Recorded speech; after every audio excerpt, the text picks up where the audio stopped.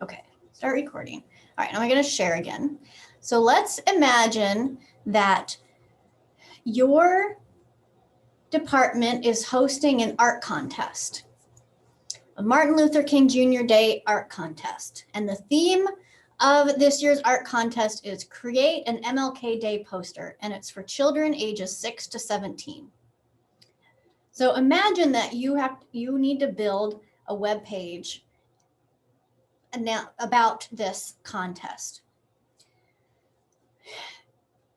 To think about what you want to do on your page, you want to start by asking, what do I want to achieve with this web page and with this contest? So put yourself in that mindset. You're running this art contest. You have to do this web page. What are you hoping will be the outcome of having this web page?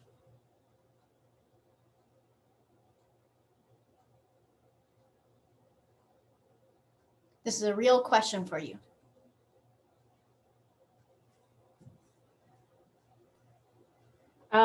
You'd want lots of entries.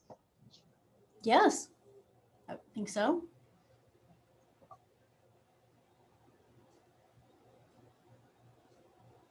You probably want entries that meet the rules. You don't want to get a bunch that you have to throw out. Sorry, I didn't hear if somebody already said this, but like a sample or like last year's winner. Oh, that could be a good idea. Yep. So what I'm asking you to think about is right now, don't think about what should be on the page, but think about what do you want to accomplish? What do you want to achieve by having this page? All the information is provided to potential.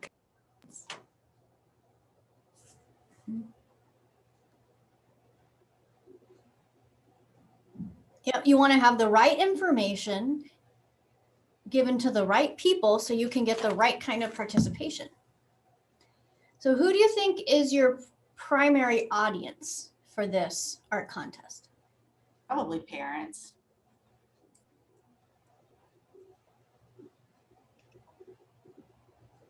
Yep, I would think so, because you're targeting children as young as 6. They'll need parents' help. Yeah, and sometimes parents are the ones that push their kids who are 17 as well.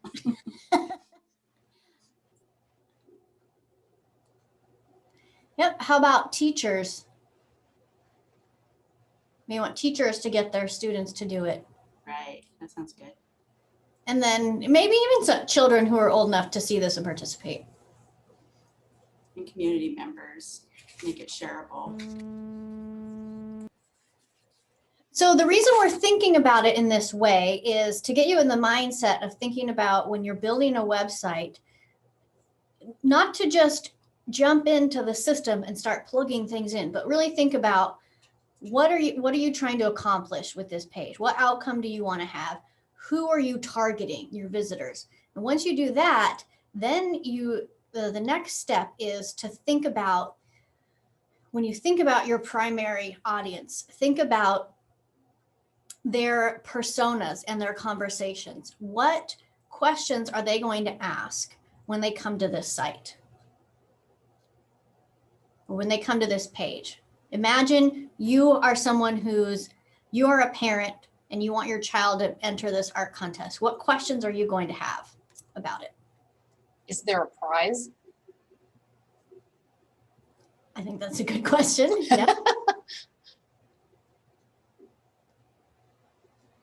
Well, and what are the general rules of the contest? Yep.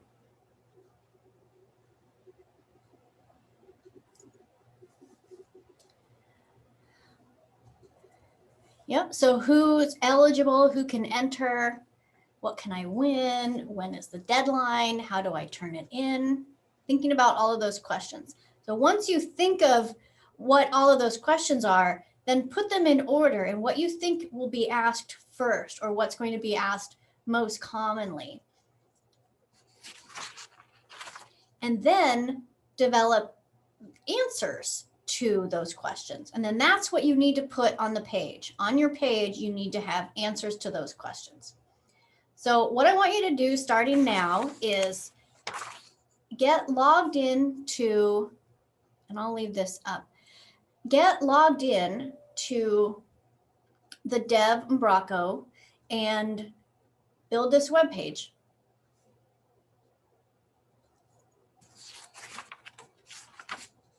So I've given you some parameters. Can you send that? Pardon? Can you send the link to the development sites again? Yes, I can. Let me get to the chat. Yeah, I'll do that right now.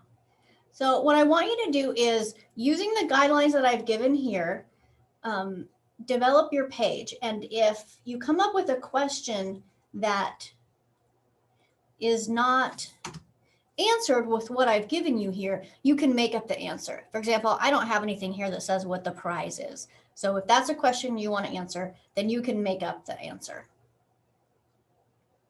Actually, what I'm going to do is I'm going to send this PDF to all of you so that you can see it and have it on hand instead of having to look at my screen. And we'll work on that until about 9:15. So that will give you about half an hour to work on it, which I think you'll find that actually goes pretty fast. So if you end up wanting more time, we can do that. So I'm going to pause recording and I'm going to start the recording again. I forgot to do that earlier. No, go ahead, Ellie.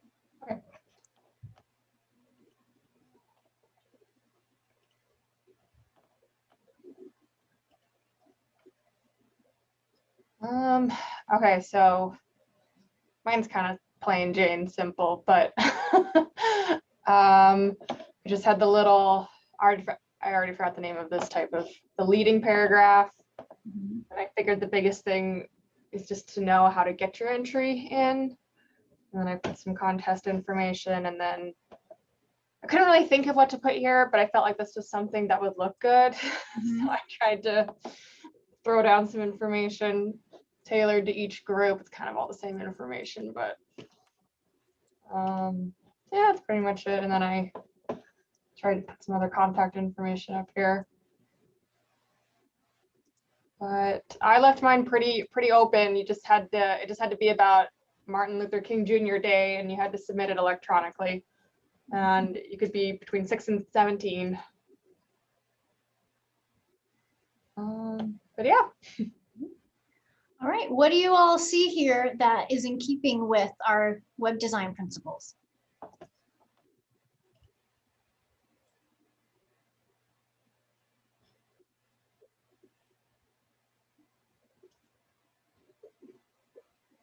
She used the, what is that media called? The drop down questions to target each group that would be inquiring about the contest. Yeah, the collapsible panels. Yeah, that's a really good use of that, because if you're a student, you don't have to worry about reading the stuff for parents and teachers. You can just click straight on the student tab or panel.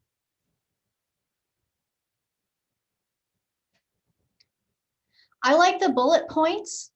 That creates white space and shows kind of like a checklist. All right, here are the, I can easily see, all right, there are 5 main points I need to know about the contest. And having them as bullet points with the white space in between makes it easier to read. Excuse me. All right, Ellie, would you be open to some constructive feedback? Yes. All right, guys, what do you see for her?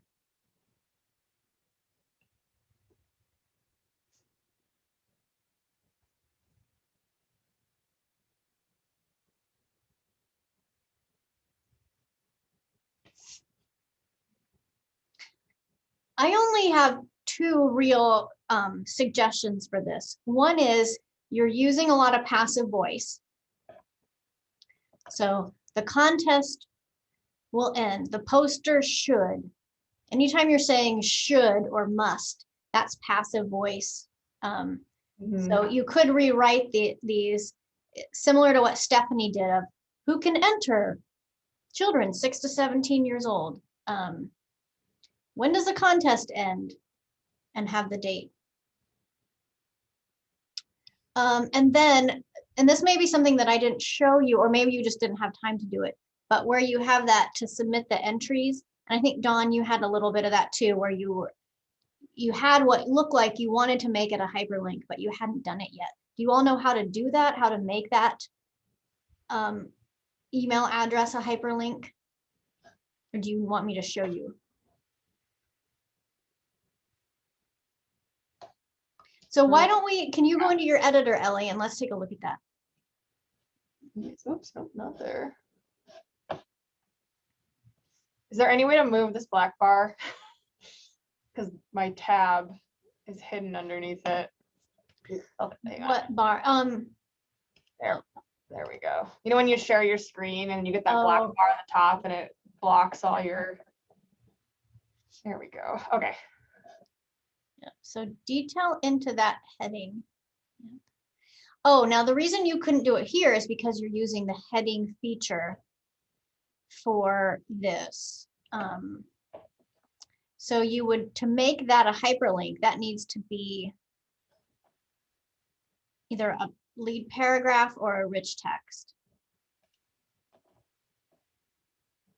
Can I make it as big as the heading size? No. Okay. And the reason we do this is because we want it standardized between the components. So Mhm. everybody who does a rich text component, it looks like this. So if you want that to stand out, but be a hyperlink, what you might do instead is a link list component. I see.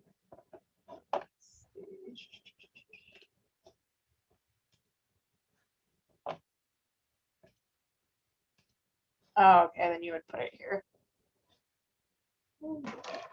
Yep, and then like your headline could be submit entries, and then the link could be to the email address.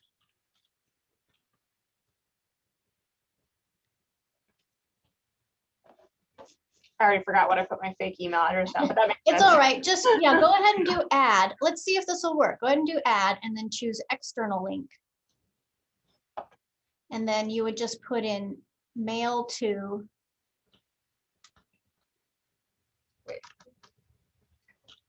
Like the words mail to. and then, yep, and then a colon, and then the email address.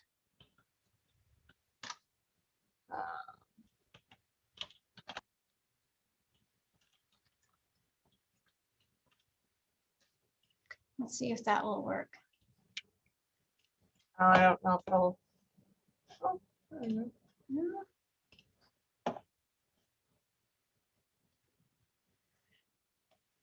Yeah, and the issue with the preview has not been resolved yet. Oh. Oh, yeah, it didn't. What happens when you click on it? Probably nothing. Oh, my Outlook opened up. So even though it's a fake email. Oh, so maybe you don't need the mail to in there. Hmm. Well, it bugs me that that showed up on there.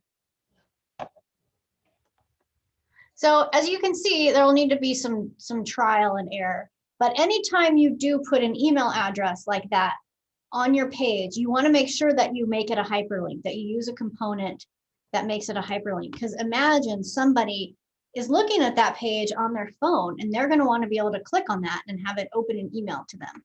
They're not going to want to have to copy and paste it into an email. Mhm. But I understand some of this is because you guys only had so much time. Okay, great. So what did you think about working on that activity?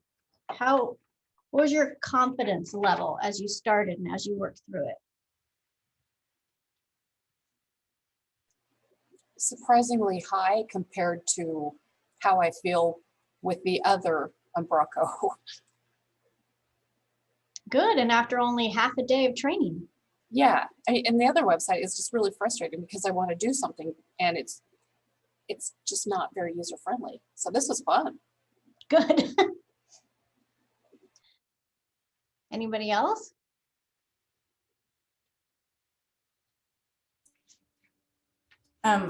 This is Rebecca. I'm having a little frustration because my computer isn't saving and it's giving me error messages. So I had to start over a couple of times. So I'll try to figure Oh. out what's going on. I tried it in Firefox and in Chrome. And yesterday it was working a lot better. Oh. I'm sorry, did anybody else have any issues like that?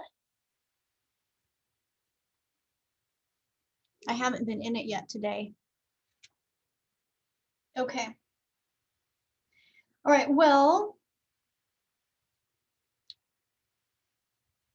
Okay, we're going to do another activity and then we will take a break.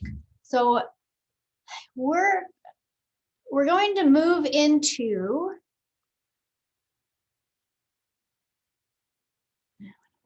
sorry, I'm trying to share my screen. We're going to move into the third section of our training, which is content strategy. I'm going to share my screen. So I'm going back to the PowerPoint. So we're talking about content strategy.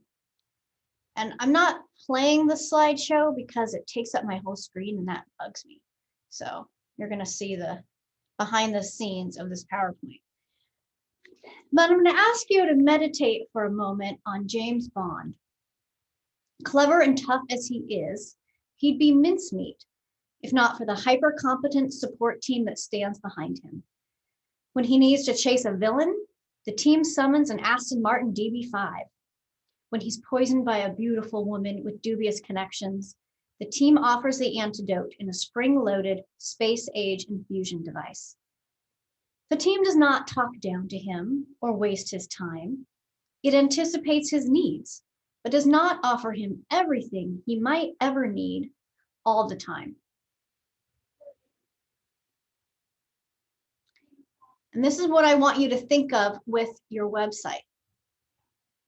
The website should not offer your visitors everything they might ever need all at once. And I also want you to keep in mind that the days of designing a sitemap to mirror an org chart are over. And what I mean by that is, since we work here at the college, we're very mindful of where our department is in the overall hierarchy of the institution. And it's very easy for us to think about organizing our content in a way that matches that hierarchy and matches that org chart. And because it's the responsibility of this department, it should be on that page. However, that's not how your site visitor thinks, especially if your primary audience is prospective students. What you want to think about is the perspective of your primary audience and how do they think? What questions are they asking? Because they're not going to know that you report up the chain or that there's a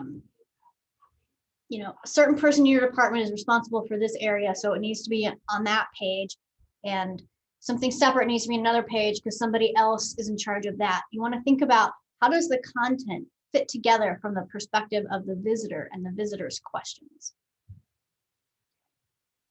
So we're going to, I'm going to put you back into your breakout rooms. And I want you to spend some time, and maybe I'll email this to all of you. I want you to spend some time talking in your breakout rooms. Stop sharing while I send this email. Talking in your breakout rooms about who is your target audience.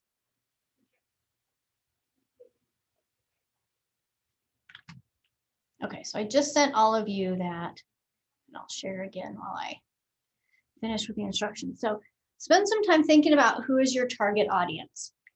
And you don't have to write all of this down, but what I want you mainly to do is ask and talk with your partner.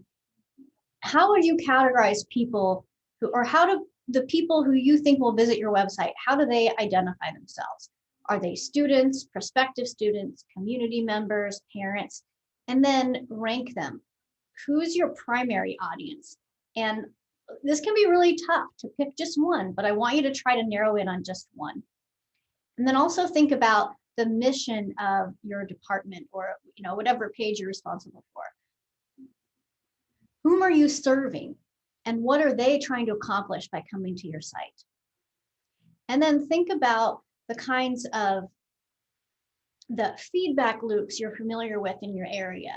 The phone calls you're getting, people are showing up at the counter, or questions you encounter on social media. What are these questions? What are people asking? And what are the answers? Because those questions that you're getting asked most often are the ones that you want to answer on your page. So what I'm going to do is give you guys 15 minutes for this, and we'll combine that with a break. So we'll come back at 10 o'clock, but I'm going to send you to your breakout rooms, and within your room, you can figure out how you want to spend your time.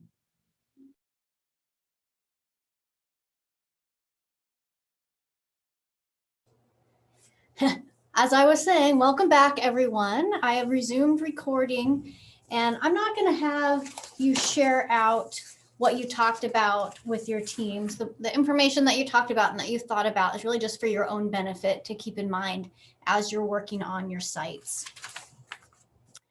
Good news, I figured out how to share my PowerPoint without it taking up my whole window. So we just finished this assignment. So let's talk about strategies for organizing your content, because this was maybe a little bit easier. I don't know, I guess pros and cons for the web editors who are originally trained, who were familiar with their existing sites under the old Umbraco, and a lot of those pages were not designed with the principles in mind that we talked about yesterday. So in a sense, it was kind of like starting from scratch. And all of you are inheriting some sites and pages that have already been built and hopefully are more in keeping with these design principles. But still, I guess I want you to, for this discussion about content strategy, to try to wipe the slate clean and your mind clean of what your pages look like right now, and just start thinking about content. And by content, we mean information, not documents. Something that was really common in the old website was for most of the information on a page to be in a PDF or a Word document that people would have to click on and download in order to get the information. There were some events where the event page just had a link to the flyer, and the flyer was a PDF. And that's not a modern website strategy. The modern website strategy would be to build the page instead of the flyer. You could still have the flyer if you have, physical bulletin boards, and you want to distribute that flyer in a paper version, but you also need to have the web page version, just like you did for the Martin Luther King contest. And as you're thinking about information instead of document, think about using an inverted pyramid style. So I mean this, where at the top of the page is the most important information, and it's going to be the most prominent. That's why the lead paragraph, it will be the first paragraph on your page. You should not use the lead paragraph further down on your page, because it is a little bit bigger font, bolder, more prominent styling, in order to create that inverted pyramid concept, where the most important is at the top, and as you get further down on the page, the information becomes less important and less prominent. And then with the wealth of content that you have, you want to be thoughtful in how you divide it. Instead of cramming everything onto one page, think of content more like index cards. And I have this Bucknell page that I like to use as an example. And of course it went over here, so let me bring it over here. So here's our health, wellness, and safety. So a little paragraph. This wasn't here a year ago, but look at these. Think of each of these sections like an index card. So I have a topic, I have a little description, and then if I want more information, I click on this and it takes me to another page that has more information. And then the official policy itself, that's something that's appropriate for a PDF because this is going to be the official policy. So now I can print this. So when you should only use a document for something that, think of it as if somebody's going to print this, then it should be in a document. If they're not going to print it, you want to put it on the web page. And the main reason is because so many visitors are using their phones in order to go to your website, and not all phones play well with downloading documents. And a lot of times the visitor on their phone doesn't want to have to download the document. They just want to scroll and click through your website and get the information that they need. So back to this page and thinking about this like index cards. Got heading, blurb, and then if you want more information, go here. Heading, blurb, more information, go here. So there's some thought into how this is serving up enough information for somebody to know, is this the content that I want? Is this going to answer my questions? If so, then I can go into here. If this isn't what I want, you haven't wasted my time because you've only given me this much information. I only have to consume this much information in order to know that whether or not this is what I'm looking for. And if it's not, then I can quickly move on. Okay, my next heading, little blurb, is this what I want? Oh yes, then I click here. If not, I just keep going. But how do you know how to break it up? What should these sections be? How should your content be divided into these sections? And there are a few different ways that you can do this. You can divide it by questions that people ask. So each section could be a question. What is the bias incident policy? What is student health? What is the counseling center?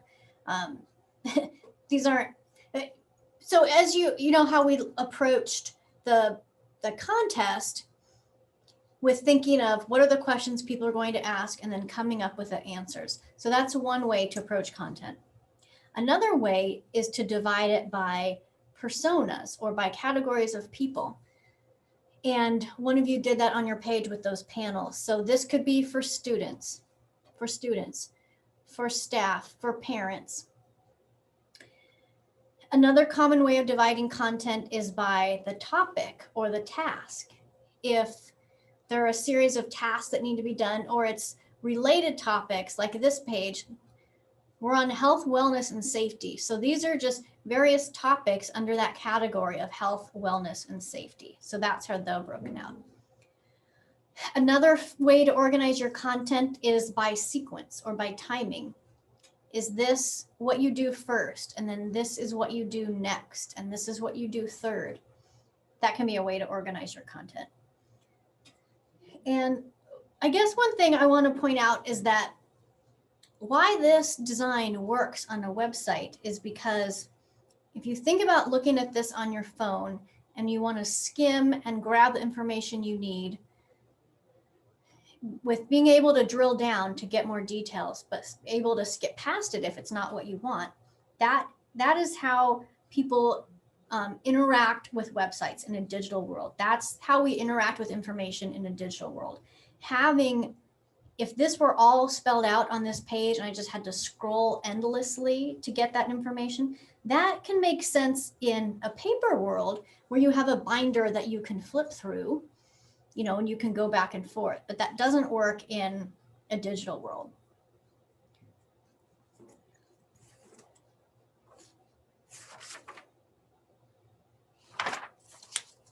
Okay, so I need just a minute to bring up an example I want to show you that, okay, takes these principles into account. Okay, I'm going to share my screen again. So does anybody have any questions right now? We lost Mandy. Hopefully she'll be able to come back. Okay, so I'm showing you a web page called Make an Appointment. And this example highlights some things that are good about how this content is organized, but it also points out some things that are not good. So it's good that the heading is large and prominent and it's a call to action. It's telling me, what can I do on this page? I can make an appointment. And the picture is appropriate. Shows, oh, this is when I call to make an appointment, I'm going to talk to this happy lady who's going to, schedule me right away. But everything else on the page is kind of problematic. If you look at these first two paragraphs, they're almost identical, redundant, and it's really hard to get this information. This would be much better. This is tabular data. It's telling me call this phone number or this phone number. These are the hours on weekdays. These are the hours on weekends. But I have to read that in a paragraph, and it's very hard, especially with the wrapping, to get the information that you need.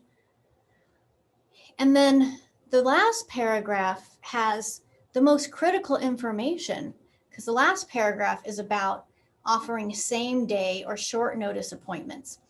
So those are the people who need that information are the most anxious. So shouldn't that be at the top? Because that would be the most important.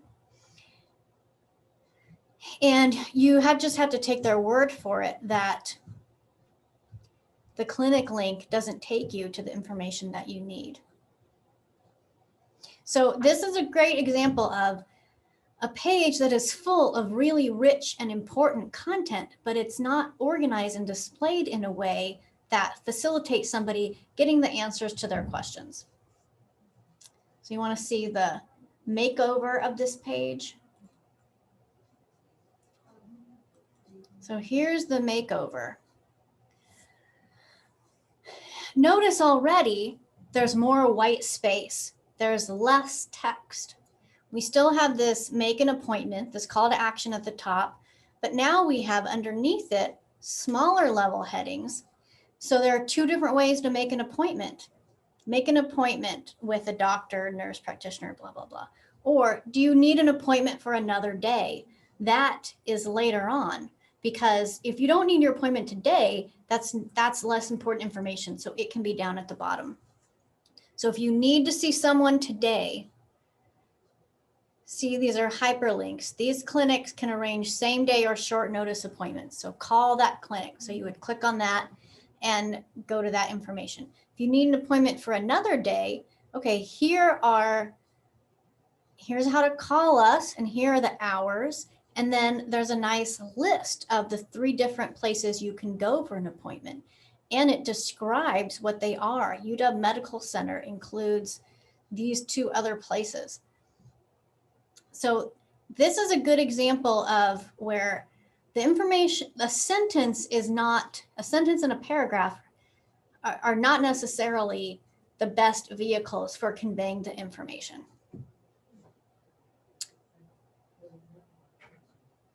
Any questions or comments on this topic or these examples? Okay.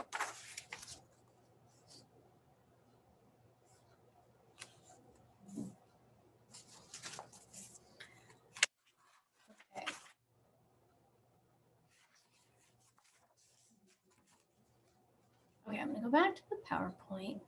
And so let's talk about strategies for revising existing content that you have. Because all of you are inheriting content, you're inheriting these web pages. So it's going to be a little bit of a challenge to think about it with a fresh slate, but this series of suggestions will help you with that effort.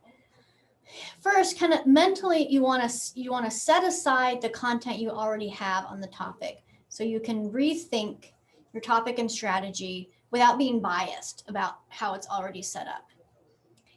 And step 2 is then to spend some time thinking about the strategy and architecture of the new website. Think about everything that we learned yesterday. Think about what Logan and Dan talked about in the introduction. think about what's the mission and vision of the college's website and what you're trying to accomplish with your particular website, because any of your content needs to be in keeping with that mission in order to be appropriate on your page. Then you want to put yourself in your visitor's shoes, just like we did for the art contest. You put on the hat of, you figured out who is your primary audience, parents, teachers, and children, and then you put yourself in their shoes and thought about what kinds of questions they are asking. So make that list of questions. What are they going to ask when they come to your site? And then put them in order. Put them in a sequence that makes sense to the visitors. What do you think they're going to ask first? What's the most common or the most timely question? That's what you should answer first. So now that you have all the questions, now you can look at the content that you've set aside. Do you have the answers to those questions in that content that you set aside? So you can use this content that you have to answer your question, but now you want to put these questions and answers together on your page in a way that follows the design principles that we talked about yesterday.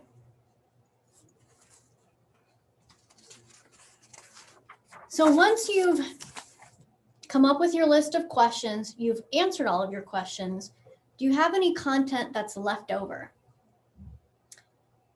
that you didn't use to answer any questions? And if you do, figure out and think about, is this something that my visitors care about? It may be that it's really not that important or that common, and so you can just leave it off and then wait and see if somebody asks for it. If you do think that it's important content, then instead of just slapping it onto the page somewhere, think in terms of a visitor question that would be answered by that content, and then design it appropriately. As you come up with your list of questions from your visitor's perspective, you may have some questions that don't have an answer in your content because it just wasn't there before. So then you would need to research and get the answer to those questions. And for some of you, I'm not sure if that's the case here, but we do have some editors where they're responsible for a site where they're not the subject matter expert. It may be, they may be responsible for a site that's really under the purview of a department that they don't work in, or they're helping out. And so you may not have the answer. So you would have to go to that content expert. An example that I'm aware of is Connie Hallen is the editor for Natural Sciences, and she had to build a page for the tutoring center. She has some familiarity with the tutoring center, but for all the real details, she had to consult with the director of the tutoring center and get the information that she needs. And they have to continue to work together because the director of the tutoring center is not a web editor, so she cannot go into the page and just update the information. And that's intentional because Connie has been trained. She's gone through the same training as you. And so she knows good web design principles. So all she has to do is, interview the subject matter expert, get the information, and put it on the page appropriately. And I said, that's all she has to do. That can be challenging because a lot of times the subject matter expert may have their own thoughts about how the information should be organized on the page or what information is most important. And it may not be in keeping with the design principles that all of you web editors have been trained in. So there can be some tension there. And that's where the web services team can help you if you are encountering a situation where your content expert is wanting you to design it one way, but you know from your training it really would make more sense to be designed a different way, or you just don't think that the way they want it done is best and you need some help. Call the help desk, put in a ticket with the help desk, and one of us can work with you. We can get on a Zoom call and we can look at it. And we've actually done this. We did this with the tutoring center where we looked at the content and the different components that we had at our disposal and figured out the best way to organize that information. So we want you to feel empowered to follow the principles as you've been trained,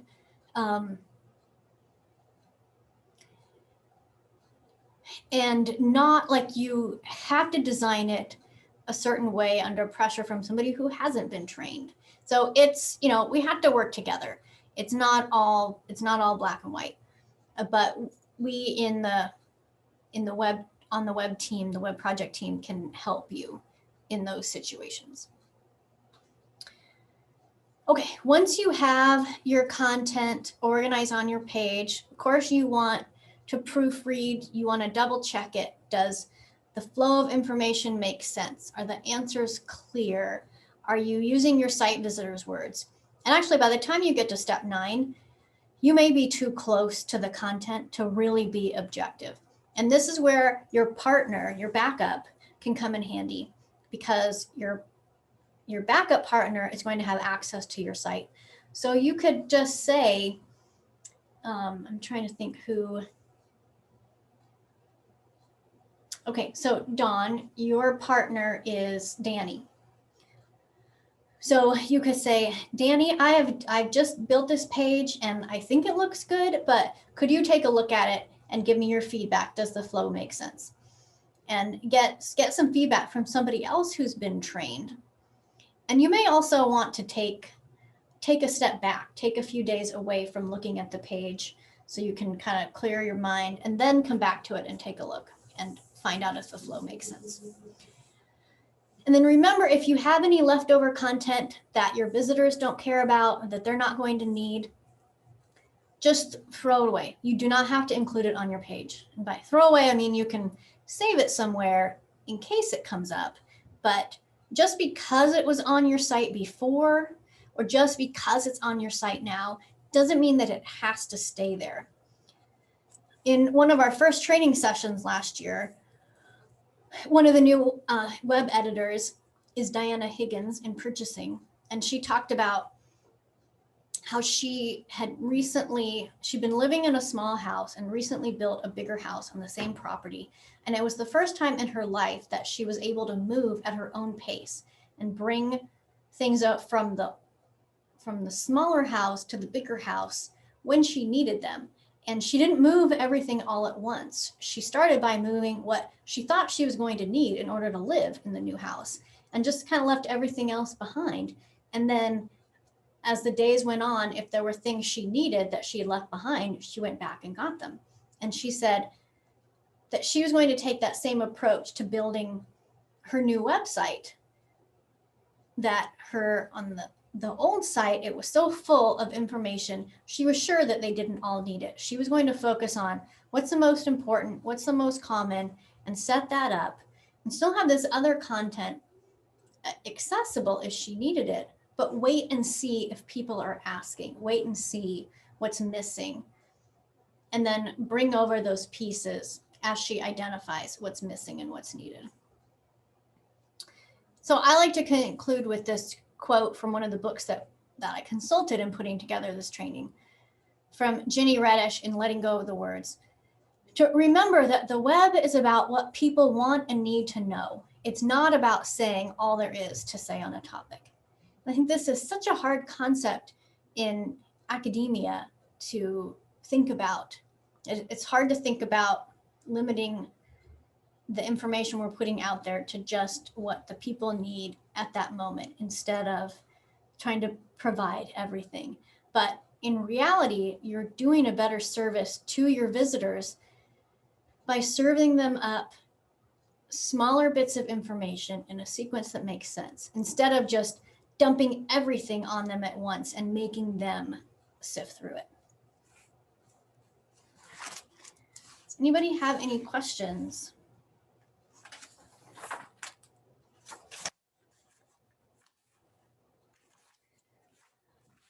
Okay, I'm going to stop sharing.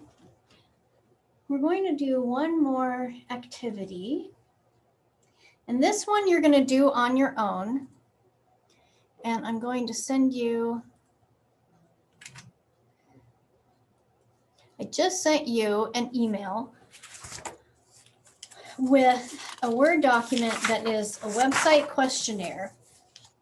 And what I want you to do is open up this questionnaire and then think about one of your websites that you're responsible for. Some of you have more than one, but maybe pick your main one and work through the questionnaire. And this questionnaire is designed, I can bring it up and share it. This questionnaire is designed to get you thinking about your content in this new way.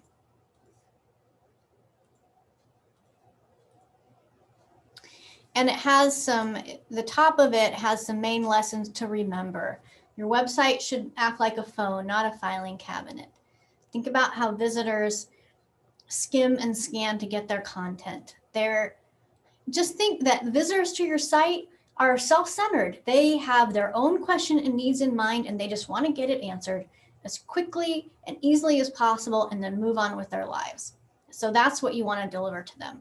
So this questionnaire helps you get in the mindset of thinking about your website from the perspective of the audience, the purpose, and then it has a section here for developing questions.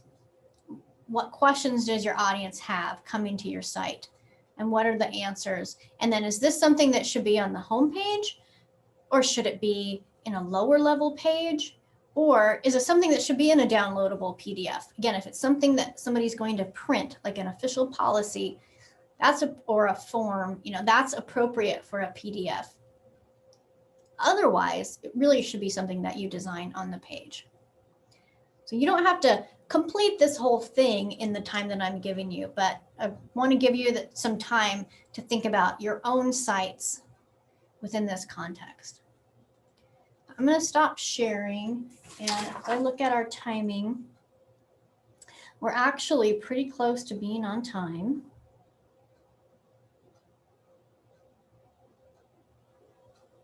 So let's spend 15 minutes on this questionnaire. So about 15 minutes. So we'll come back at 10:40.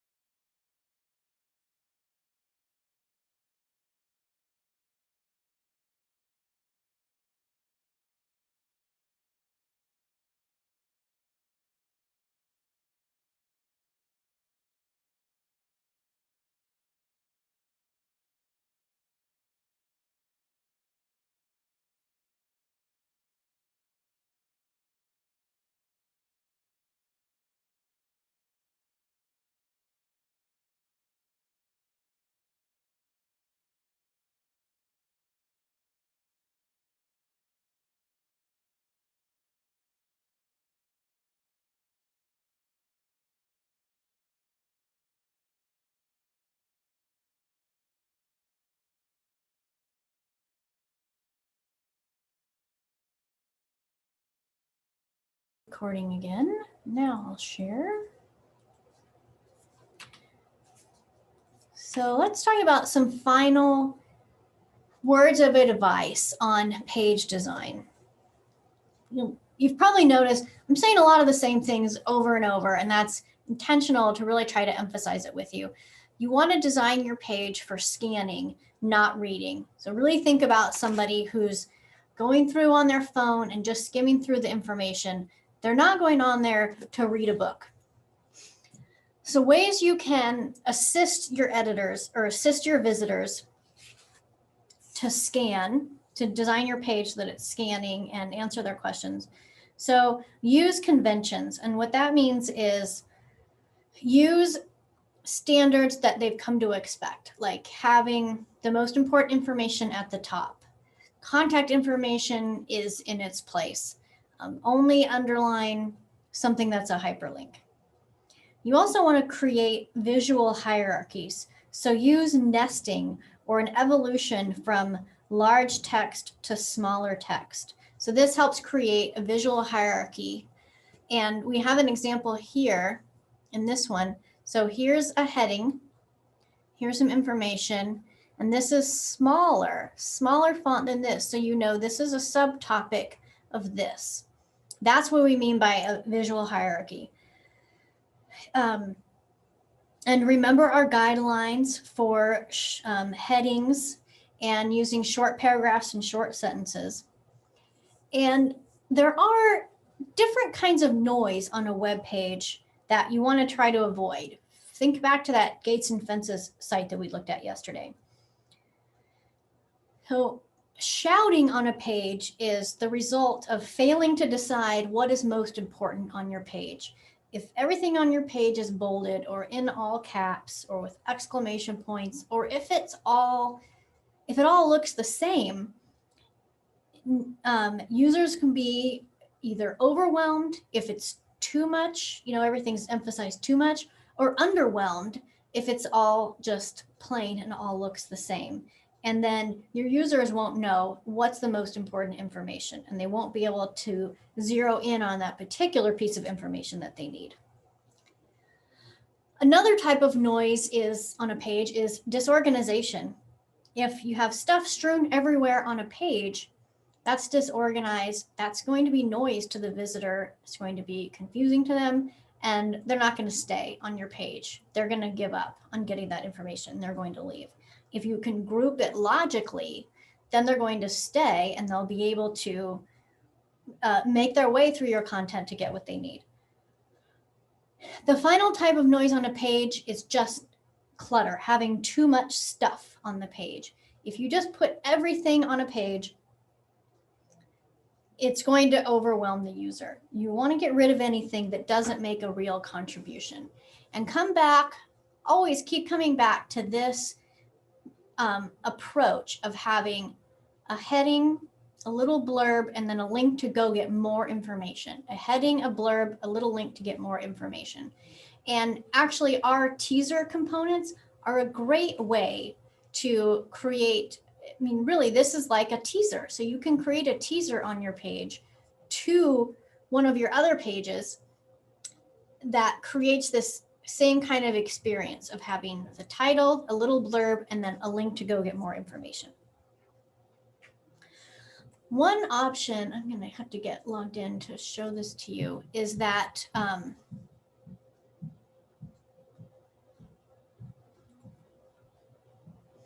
actually, I got to find where I gave you guys the dev site. Is we've built a template for you.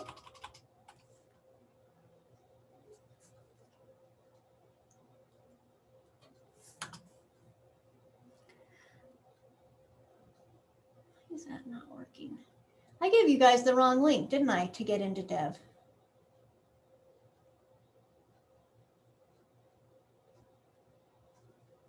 When you asked for it in the chat earlier. Hang on. No, wait, no, I gave you the right one.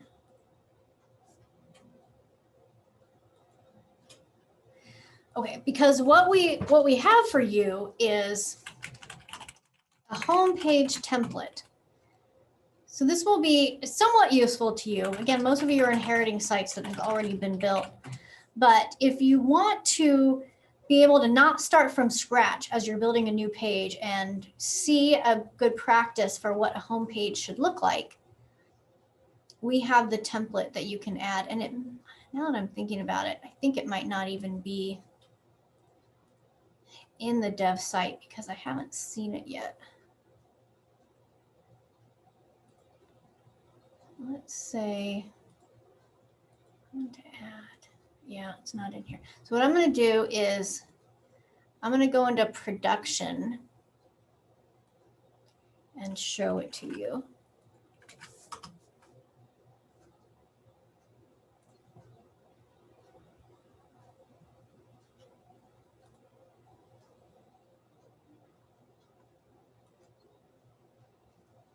And I'm not really going to build this page, but so I'm going to do this under information technology. Where did it go? We used to have a choice here that was the home page template.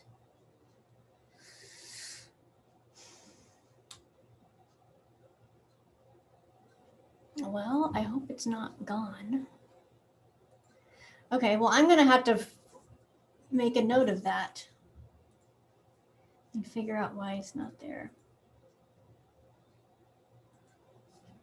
So when I get that figured out, I will show you. I'll let you know.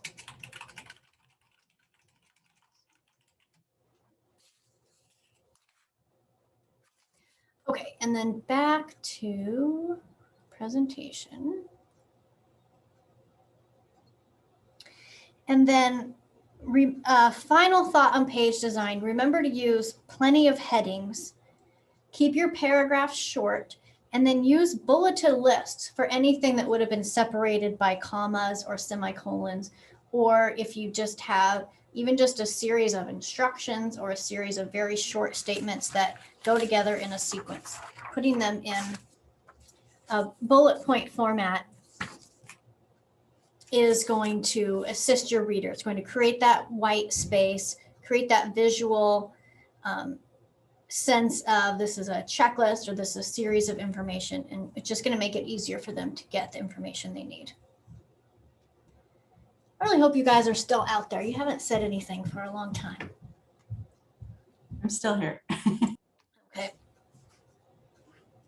Okay, so some resources to help you on your way. And these are screenshots from the old site. So I'm going to show you. So this page, and I'll put it in the chat, you're going to want to bookmark this.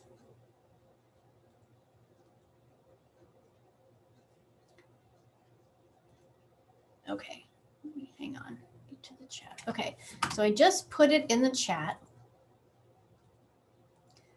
So this is the resource page for web editors, and you're not going to be able to find this just by browsing on the website. So that's why I want you to bookmark it. But this first section here has, this is the link to get into the production in Umbraco. And already I know it's violating our rule of if it looks like a hyperlink, it should be a hyperlink. But there's a limitation in Umbraco in that it didn't like having this edit as the beginning, so it would not recognize this as a URL. So this is our workaround, similar to how we had that kind of mail to issue.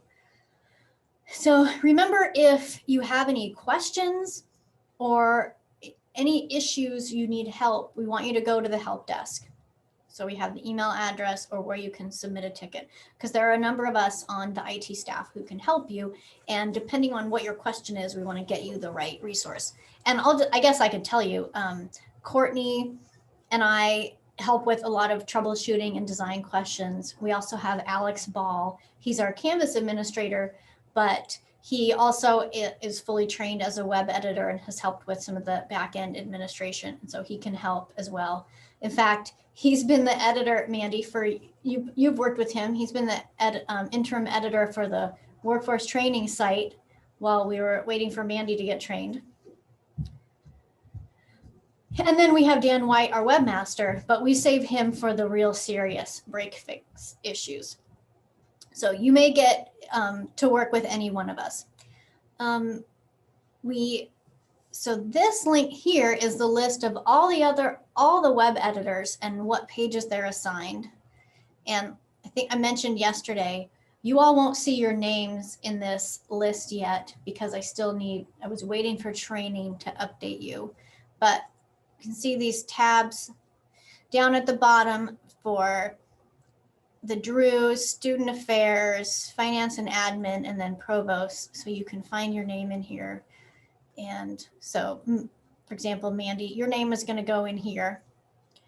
So you're responsible for the workforce training site. And this is where you can find your backup. So Mandy, your backup is Tiraje.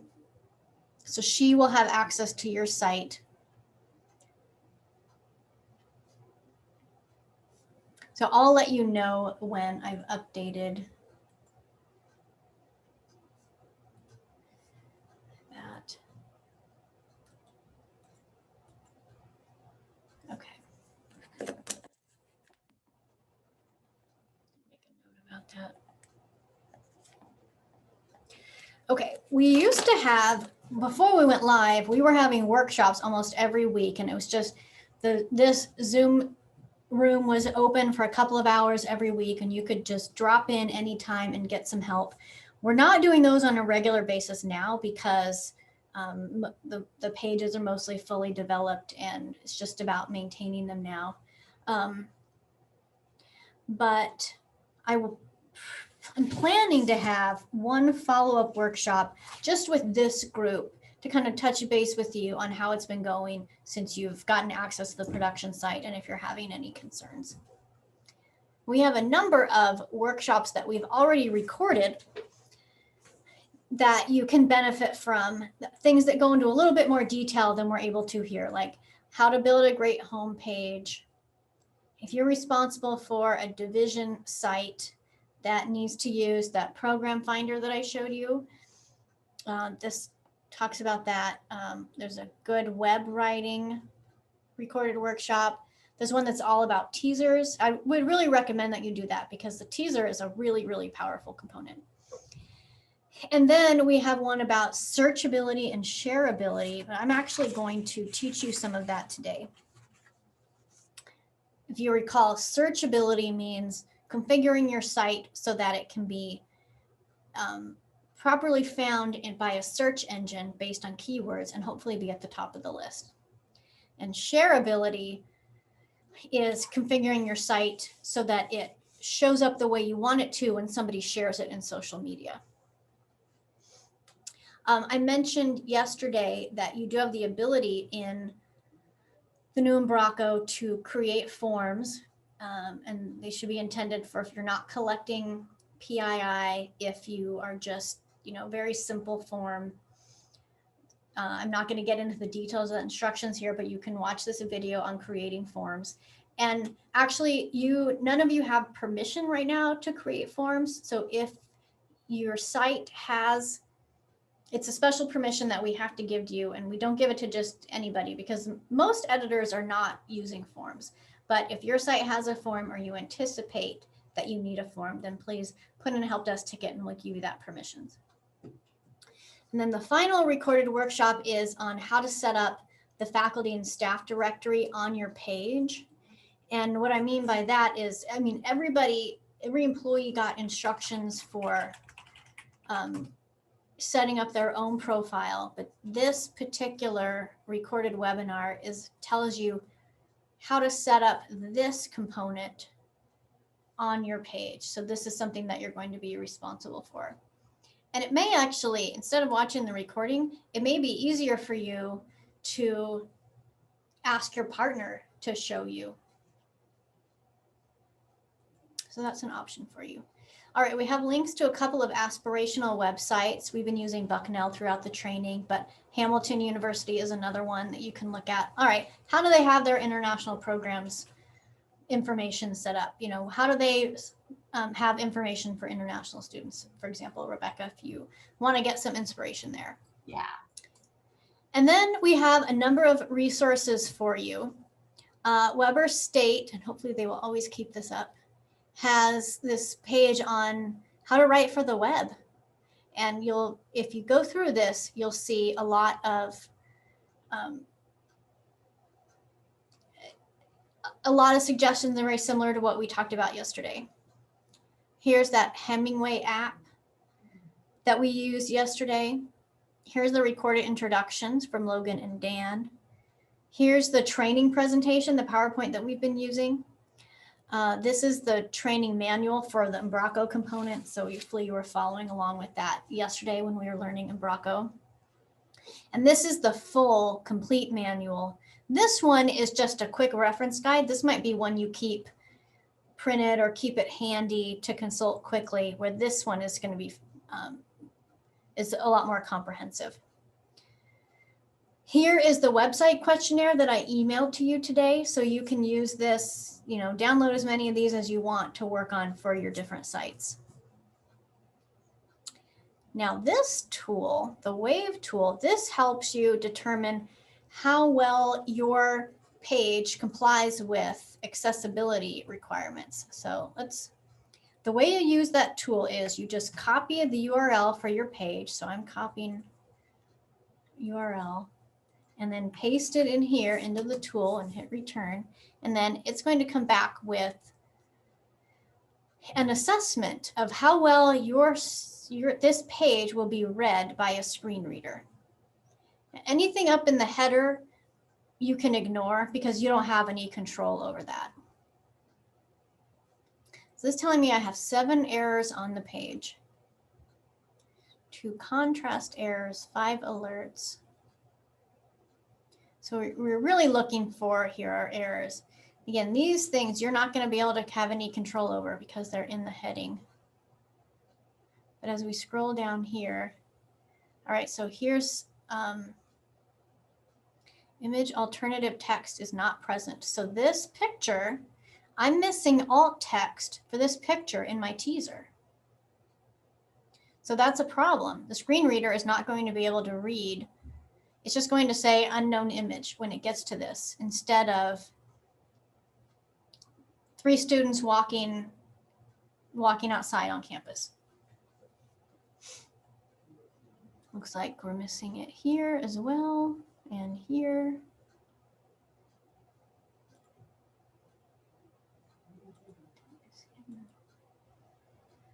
An unordered bulleted list is present. I don't think those are so much issues as these red things, but we are working on getting a tool that will actually crawl the website and give us a report of these kinds of issues. Where here, you really have to take the initiative to plug your site in and get your assessment and then work on it. We're working on getting a tool that will just do that for us and spit out a report. But anyway, that's that link. Here are instructions on creating forms in Embraco. So even if you don't necessarily have to watch the recording, you could just follow the instructions. Here's a link to the Nielsen Norman group. I mentioned this on the first day. This is an organization that does research and training on user experience. And so they share the wealth of their research and knowledge on good website design that creates a good web user experience. So if you're kind of debating how do I use this component or what component is the right thing to, which component is best for what I'm trying to do, you can go here and hopefully get some guidance.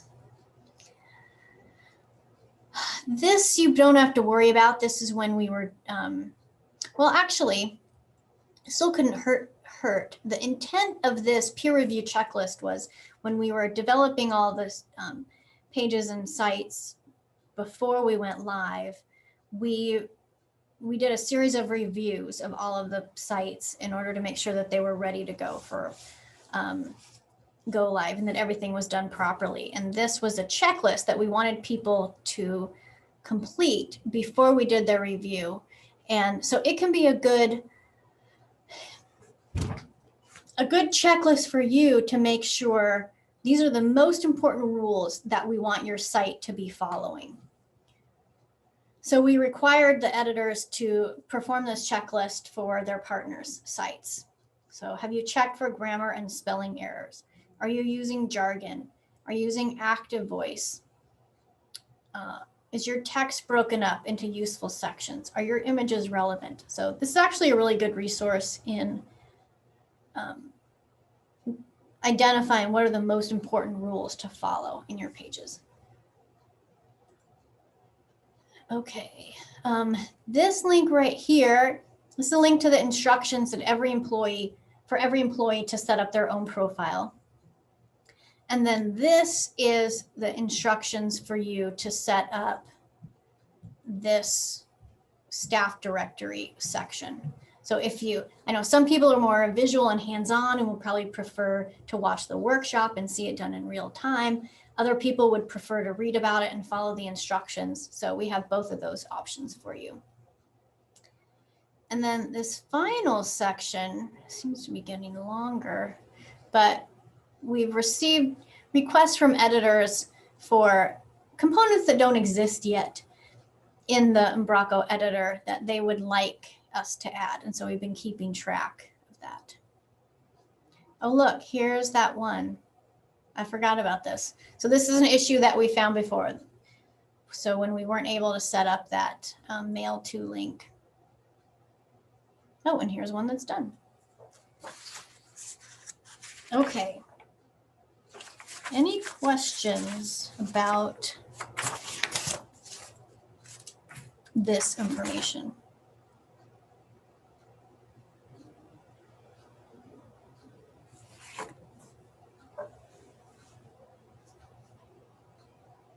No? Okay. All right, does anybody need a break? We don't have a whole lot left. Actually, I would like a break. Let's take a 5-minute break. Actually, I'm gonna resume recording. Okay, so there is a recorded workshop on searchability and shareability. It's about an hour long. I don't think you have to watch the whole thing.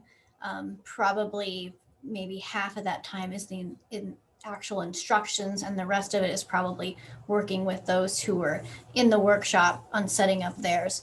So I'm just going to walk you through what it means and what you can do to configure searchability and shareability for your sites, because really, really very important. So I'm going to go into Dev. And so I'm going to go to my site, and actually I'm going to go. So at minimum, we want you to fill out the searchability or shareability section and searchability section for your home page. So this is an assignment for you after testing. When go into the live site, and Stephanie, you're going to have to wait until we set yours up. But everybody else, you should be able to go into the live site now and see the sites you have access to. Go to the home page and see, are these components filled out? And actually, I don't know if I gave you guys, well, I did show you on here the link to the live site, but I'm going to put this in the chat too.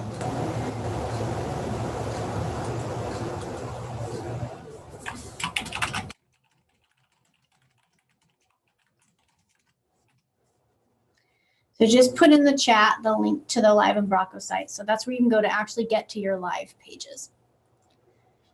Okay, so for shareability, so this is the tab where you define the information that is going to display when somebody shares your page on social media. So you want to start with choosing an image. So think about when has this ever happened to you where you text someone a link, like a URL to a place that you want them to be aware of, and it pops in with an actual, like a beautiful image and a link and more information about it. And this could happen in email as well. That's the kind of thing that we're setting up here. So when that URL turns into this beautiful little blurb with an image and a description and a hyperlink, it wasn't you who did that. It was the fact that this kind of thing had been configured by the person who's responsible for that site. So you want to start by choosing an image that's going to be representative of your site. So this is the image that's going to show up with your site when somebody shares it on social media. So actually, I'm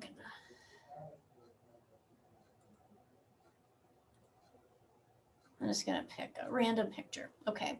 And now the title. So this is a title that will represent your site when it's shared on social media. And you want to think about how you want to market it, how you want to describe it.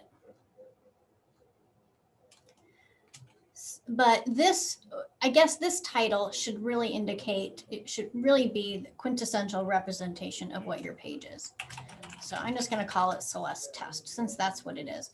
Now in the description, this is where you can get a little bit lengthier, and it's giving you it's a guideline that it should be between 2 and 4 sentences. So in a way, you could kind of think about this like the results you would see if you were going to a search engine. So if we go to Google and let's search for umbrellas and see all these kinds of results here, we've got a title, a little blurb. So kind of think about it like that. So I'm just going to.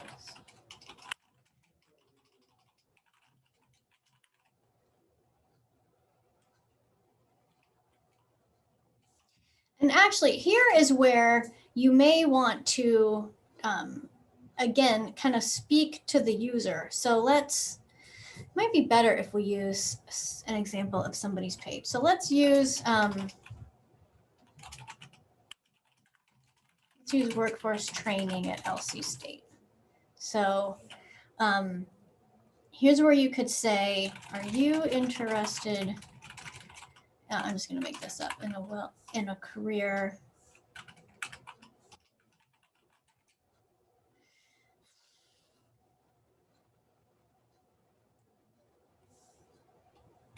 Or maybe it'd be better to say, we offer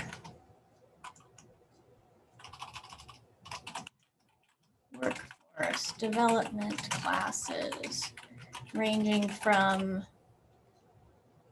what are some examples, Mandy? CNA, electrician, or welding.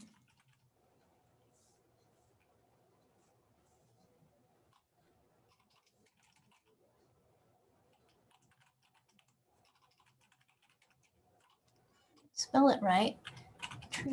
Why am I not spelling that? Electrician. That's why.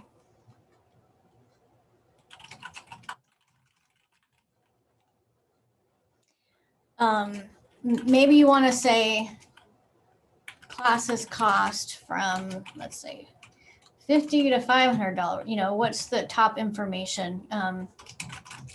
Start every 2 weeks. So I'm kind of making this up. So something like that, you know, just a high level snapshot. How do people know that what this is all about, and why would they want to know more? Why would they want to click on it? And actually, I think we can probably use some of this in our searchability. So I'm not going to cover the Twitter stuff. If you're a Twitter expert, you'll know what to do here. But that's shareability. I'm just going to save that. All right, so now let's look at searchability. So searchability is where you configure, enable your page to be found by search engines. And the nice thing I like about this tab is as you fill these things out, it updates the preview right here. So you want to start with, on the focus keyword, this is the phrase for which you want your page to be ranked highly in Google. So this will not,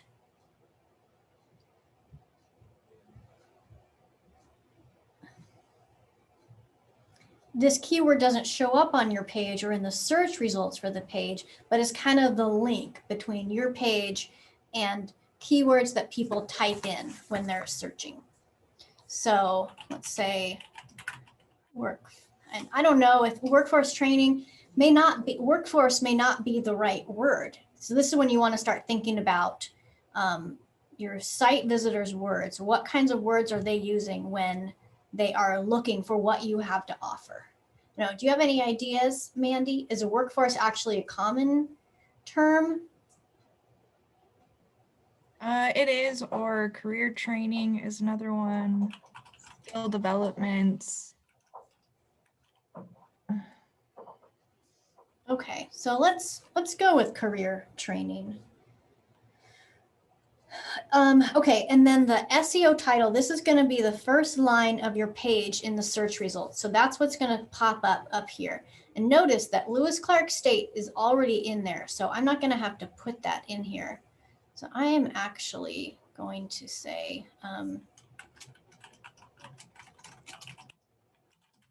career and workforce training. And again, this doesn't have to be the exact name of your department. It could be, but if the exact name of your department is not going to be, doesn't use terms that are commonly known to the average person who's searching, then maybe you don't necessarily want to use it. You can clarify it down here in the description. So actually I'm going to grab this and stick it in here because I think it just might work. Okay, so now we can see here's how it looks. Career and workforce training. Here's the link and here's the blurb.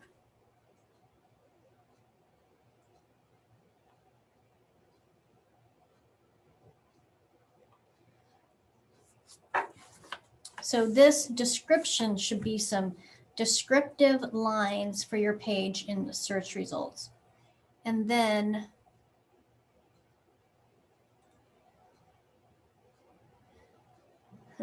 it's giving me some validation. So focus, let's see.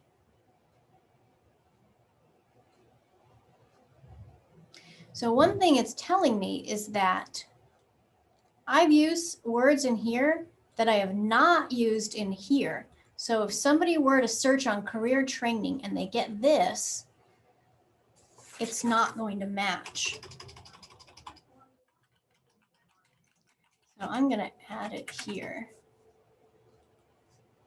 And then let's see if that fixes it.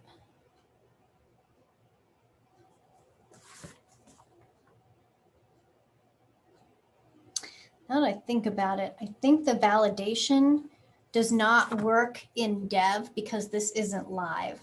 So these validation results should be accurate when you're on your live site. But since I'm in dev and it's not live, it's not going to give me good results. But does this make sense what we're trying to do here? We do have a some instructions that I'm going to send to you about using both of these tabs. They're going to go into a little bit more detail. And you also have that pre-recorded workshop to watch. We just don't have time to cover all of that today. So any questions on what we've covered with shareability and searchability?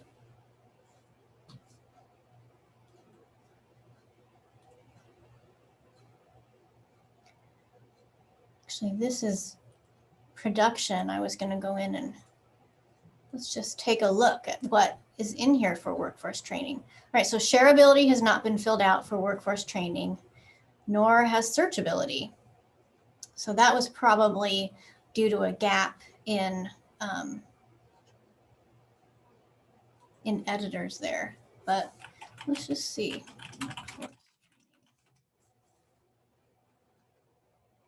And this could be another way. All right, here's Idaho State's continuing education and workforce training. I don't know, I'm not super nuts about this blurb because it seems kind of fluffy, but, and look at this one. NIC's Workforce Training Center is about COVID-19 protocols. I don't know that this would really encourage me to click on either of these, but, oh, here you go. Here's a good one. Get training that leads to employment. Now, if that isn't action oriented and doesn't draw you in, come get our training and get a job. Boy, this is a good one. So here's how you can just get lots of ideas. So let's do international students.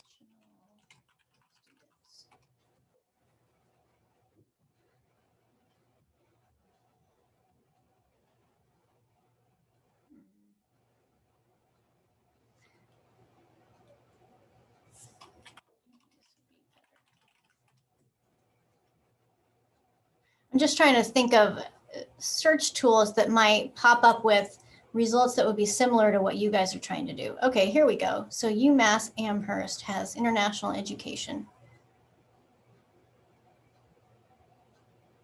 I bet this is not at a 9th grade reading level. But I think if you kind of do this kind of search and look at what the results look like,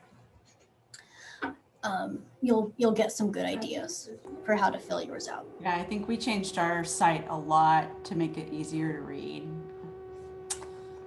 for international. Good, because you're probably thinking about, you have a lot of your audience, English is not their first language. Right. All right, so let's take a look at yours.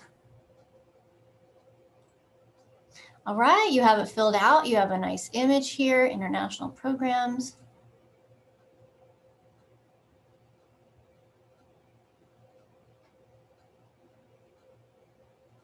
I think this is pretty good. But We could probably cut it down even more. yeah, you probably don't need to say this or this because that's going to show already. And here you said we, but here you say the office is. So you'd want to get consistent there. All right, let's look at searchability. Yeah, this is pretty good. So focus keyword, here's your title. So let's see. But, okay, so international was the keyword.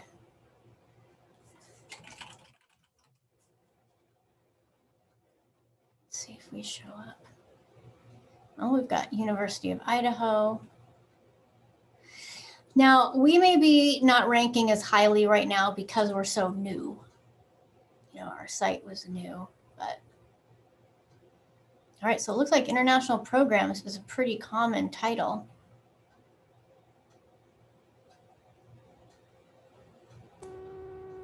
Good, all right.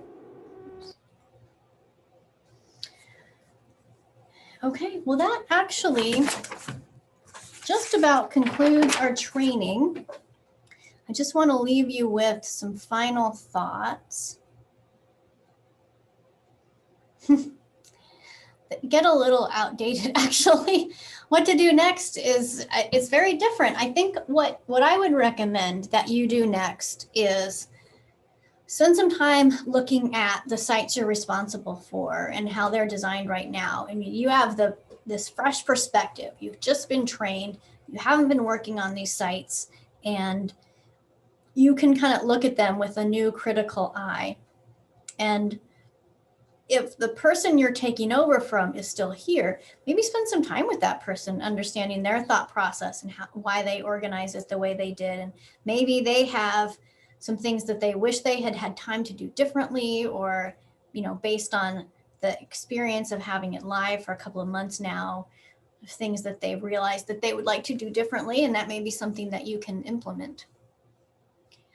Just remember to reach out to your network of editors, reach out to us if you need help, because it really is important that we have a beautiful, consistent, effective site, and we're all on the same team. We're all working together for that effort, and we can all help each other.